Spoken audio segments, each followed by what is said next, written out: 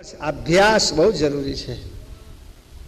भूमि तेज भाग कहे उदर अंकुर रहे, कुमा संयुक्त है। वाह भाई वाह, वाह वाह, धन्य गुरु ने।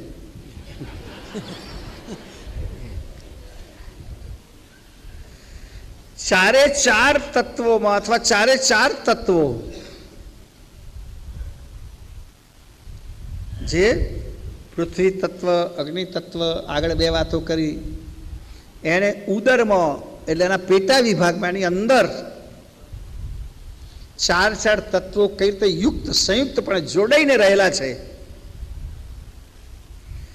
ए गुरु महाराज के मैं तमने आगळ टूंकमां कई समझायु।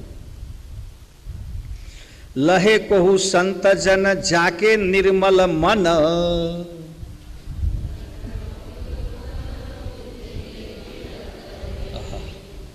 सरस। आ बहु महत्वनी बात कही, पण आ बधा ज्ञाननी समझ कोने पड़शे? जेनु मन निर्मल छे तेने।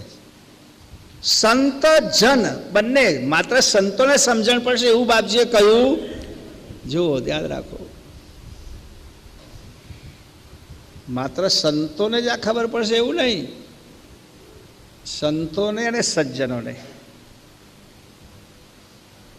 पण जेमनुं मन निर्मल होय,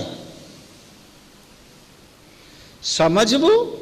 जो बे वातो छे, हूँ जे कई बोलूं छुं अथवा परम गुरु जे कई कहे छे ए बे जग्याए जाय तमारामां।